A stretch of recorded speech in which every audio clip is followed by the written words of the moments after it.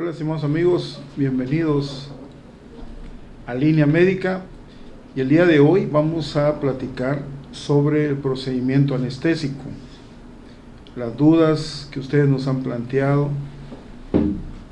y voy a saludar al doctor Víctor Blanco Martínez. Bienvenido.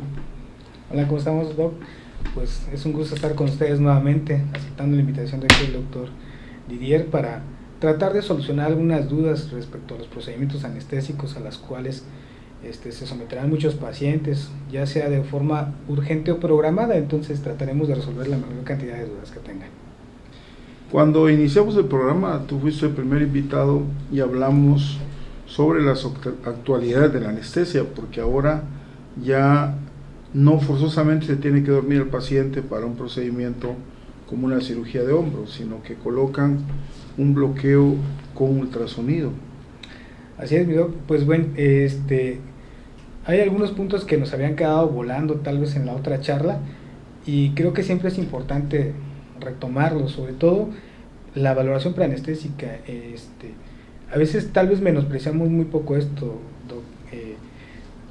Me ha tocado ver de que aproximadamente, si no más del 90% de los pacientes, casi el total, tiene siempre miedo a la cirugía, pero específicamente es a la técnica anestésica. Curiosamente, prácticamente ellos lo resumen en dos cosas: una, el qué le vamos a hacer los anestesiólogos, y la segunda es qué tanto dolor van a tener después de una cirugía, y eso es lo que desencadena mucha parte del estrés que tienen nuestros pacientes.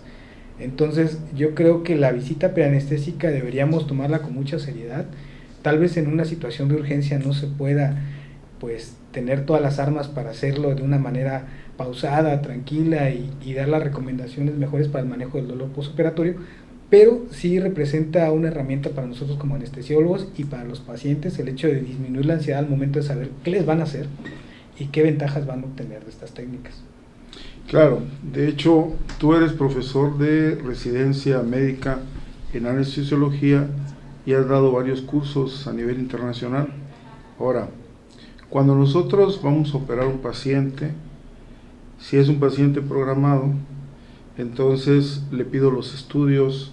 Si es menor de 40 años, le pido biometría hemática, química sanguínea, grupo RH, y generalmente eso. Pero si no tiene ninguna patología como hipertensión, diabetes, si es mayor, le agregamos tele de tórax, valoración preoperatoria, y entonces te lo mandamos, te permite enterarte de cuál es el paciente, de qué se va a operar, hacer un plan.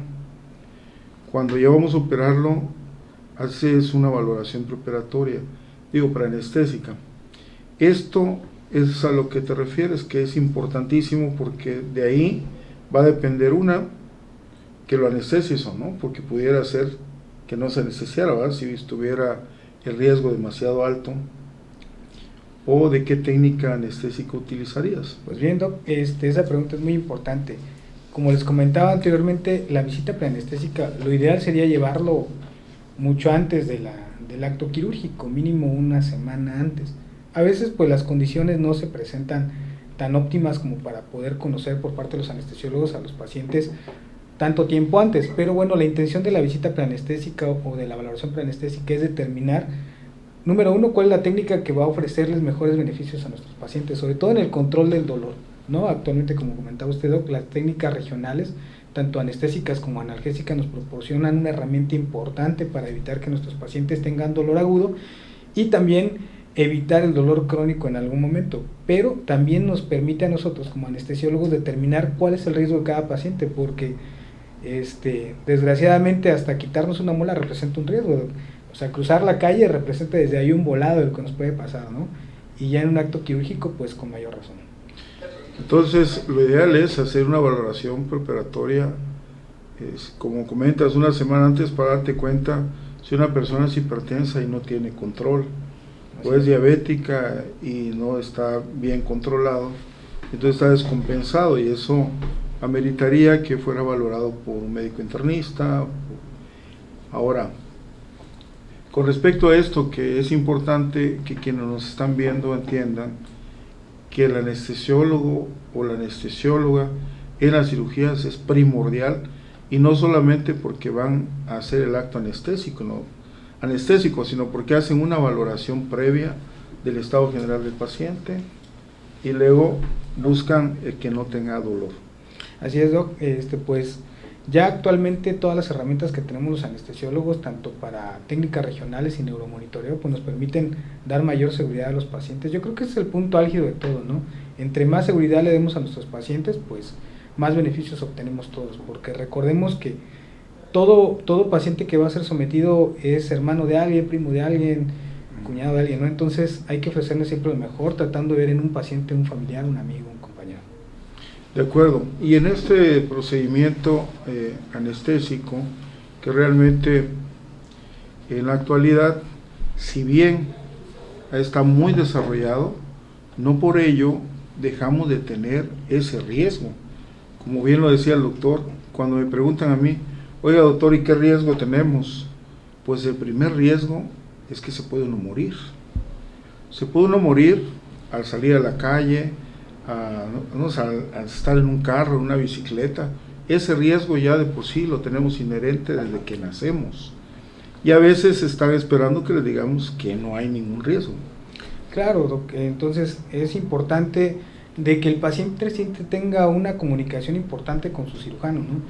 Recordemos que pues no todas las cirugías son iguales, los pacientes no son iguales.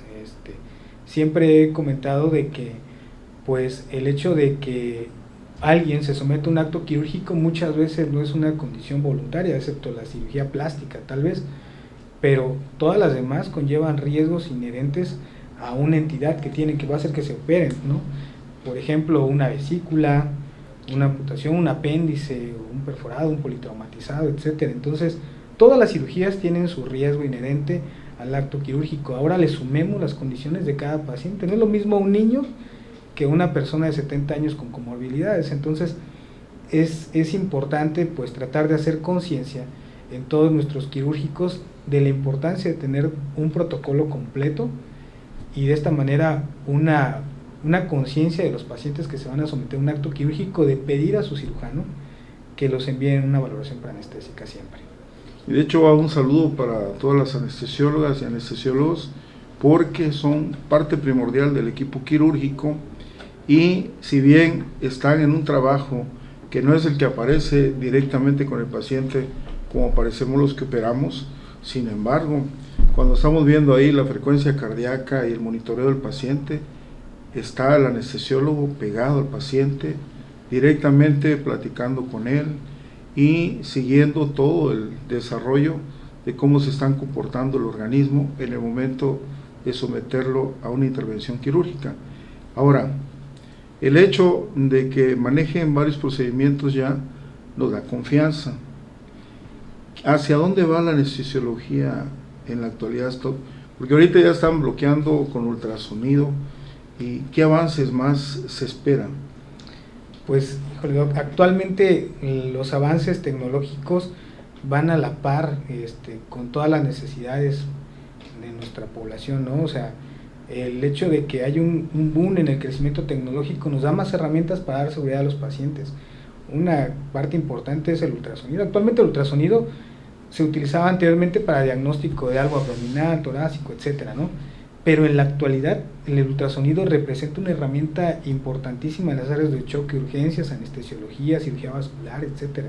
O sea, el ultrasonido es una herramienta más que ha surgido para dar confort al paciente al ser menos invasivos. Pero pues también lo de la monitorización ha avanzado a pasos agigantados, tratando de darnos los parámetros de cómo disminuir anestésicos, combinarlos, etcétera, y proporcionar pues obviamente unas mejores herramientas para la evolución de un paciente en un transanestésico, porque a veces tal vez no lo vemos de esta manera, pero el anestesiólogo ve la parte perioperatoria, o sea, desde que estar viendo las condiciones generales de un paciente para su preparación a un acto quirúrgico, el inicio de un acto quirúrgico, todas las eventualidades que se pueden presentar durante un transanestésico y pues obviamente en un posoperatorio inmediato. Estas partes tal vez no son tan visibles como bien decía Doc, pero es importante determinar que el anestesiólogo va a ser quien les va a proporcionar la parte de seguridad en la estabilidad hemodinámica, el hecho de de darles a los pacientes confort, un poco de alivio al estrés, y bueno, tratar de proporcionar las mejores herramientas para que el posoperatorio sea mejor. Entonces, aquí le vamos a pedir al doctor que nos dé una serie de recomendaciones para los procedimientos, porque aunque vaya a ser un procedimiento regional, en algún momento pudiera haber necesidad de hacer anestesia general y que el doctor intube. Y entonces, eso pudiera llegar a pasar. No me ha tocado verlo casi nunca en las cirugías donde vamos a operar una parte del cuerpo. Sin embargo, puede pasar. Así que es importante que atiendan las recomendaciones del anestesiólogo. ¿Cuáles serían esas, doctor? Pues bueno, las primeras recomendaciones serían siempre mantener una línea de comunicación con su quirúrgico, el cual les va a decir obviamente de qué lo van a operar, qué técnicas van a utilizar, qué pronóstico tiene cada paciente, y de esta manera el paciente en ese momento puede determinar y hacer todas sus preguntas respecto a lo quirúrgico inherente.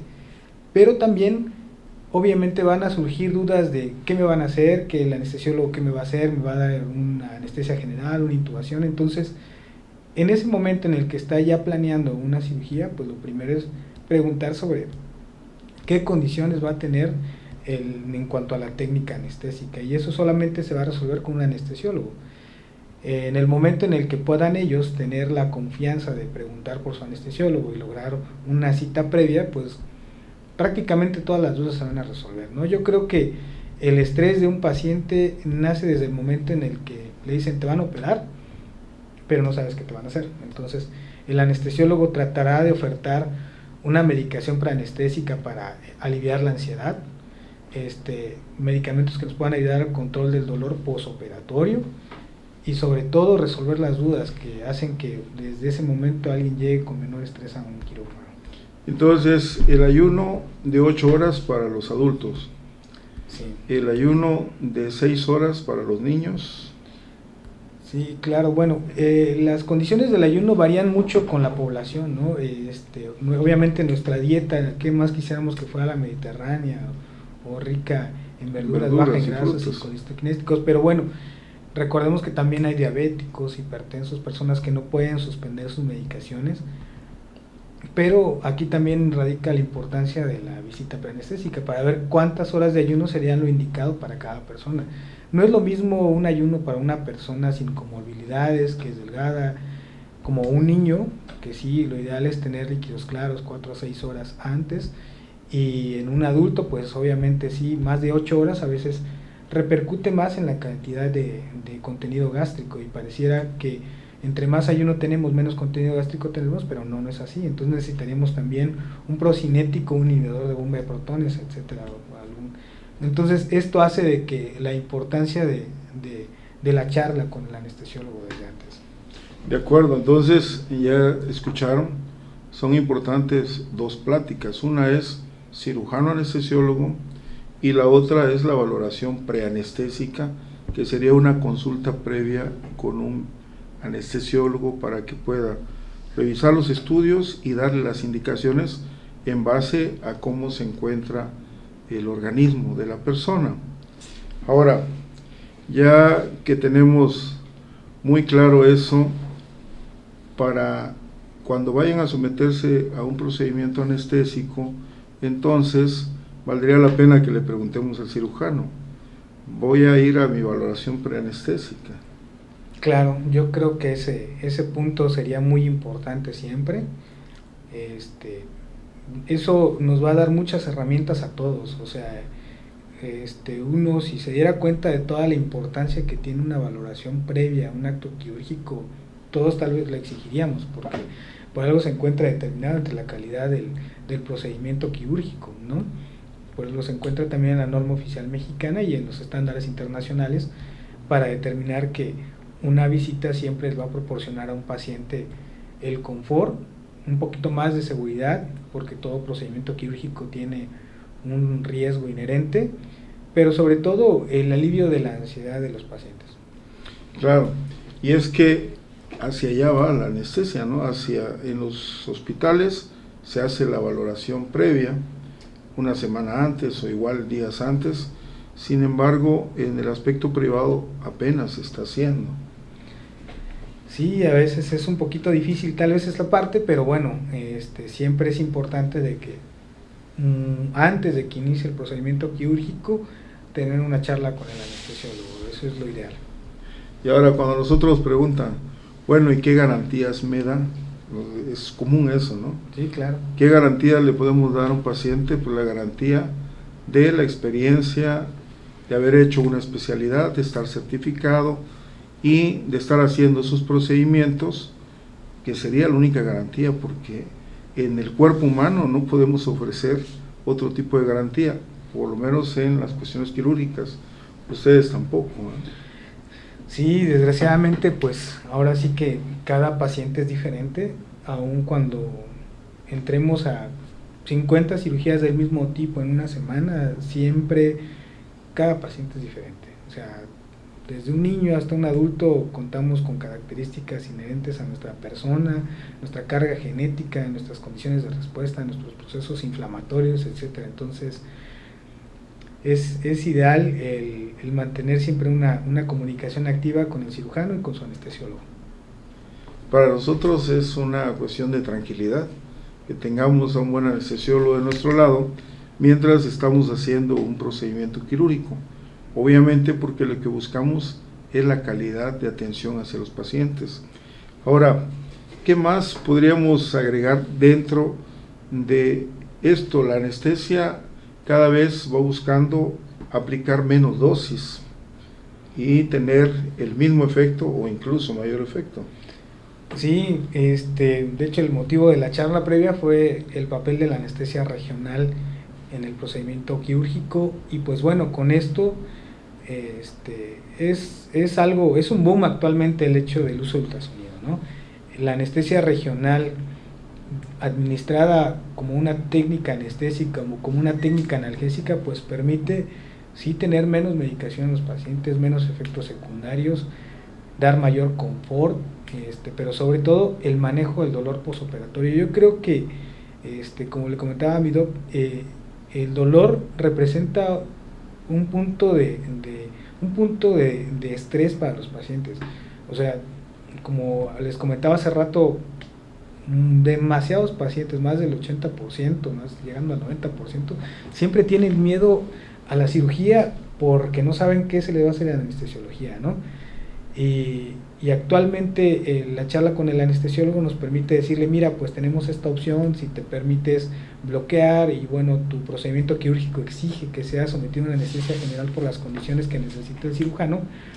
Pues bueno, el hecho de tener ya una anestesia regional para como técnica analgésica, pues hace dos cosas. Lo primero, sí, medicar menos a los pacientes, claro, lo necesario nada más, pero sobre todo brindar las condiciones para que ese paciente no tenga un dolor importante en el transoperatorio, posoperatorio, o tal vez no existe ese dolor, ¿no? Y eso es algo importantísimo para todos nosotros. Entonces, cerrando lo que el doctor comenta, ellos han avanzado muchísimo en la analgesia posterior. El doctor puede colocar un bloqueo después para que el paciente no tenga ese dolor, donde tenemos que estar aplicando hasta 3 medicamentos para el dolor, y realmente nos da tranquilidad eso. Sí, la verdad es que el dolor posoperatorio agudo es muy difícil de manejar a veces, y cuando es mal controlado, pues representa un riesgo para que se desencadene posteriormente un dolor crónico, y eso es algo que no todos lo vemos, es algo que no todos lo valoramos y que le restamos importancia, pero en un futuro el dolor crónico en nuestra población tendiente hacia la edad más avanzada, y al hecho de ser sometidos a actos quirúrgicos, pues nos va a predisponer a una presencia mayor. Estimados amigos, le agradecemos al doctor Víctor Blanco Martínez por estar platicando con ustedes acerca de algo de lo que se hace dentro del quirófano, y este diálogo permite prevenir sobre todo ese estrés previo al manejo de una cirugía. Les deseo lo mejor y nos vemos el próximo lunes. Muchas gracias, Doc, muchas gracias por la invitación. Te seguiremos invitando porque hay muchas cosas que dialogar con todas y todos que los ven. Hasta luego. Hasta luego.